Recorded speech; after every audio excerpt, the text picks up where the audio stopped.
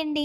చుక్కకూర టమాటా కర్రీని ఎలా చేయాలో ఈ వీడియోలో చూసేద్దాం. మరి చుక్కకూరతో మీరు ఏ రెసిపీస్ చేస్తారో కామెంట్ సెక్షన్‌లో కామెంట్ చేసేయండి.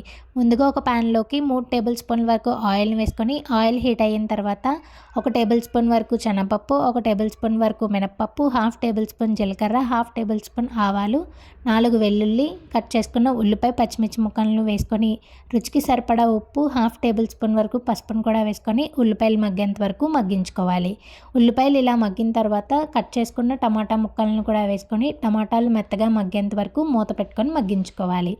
టమాటాలు ఇలా మగ్గిన తర్వాత ముందుగా శుభ్రంగా వాష్ చేసి పెట్టుకున్న చుక్కకూరను కూడా వేసుకొని మధ్య మధ్యలో కలుపుకుంటూ చుక్కకూర మగ్గేంత వరకు మూత పెట్టుకొని మగ్గించుకోవాలి.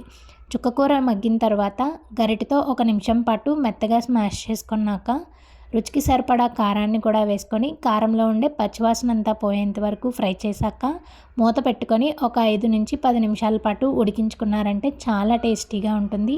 మరి మీరు కూడా ట్రై చేసి ఎలా వచ్చిందనేది కామెంట్ సెక్షన్లో కామెంట్ చేసేయండి. మరి ఈ వీడియోకి ఒక లైక్ ఇచ్చి సబ్స్క్రైబ్ చేసుకోండి. Thank you for watching.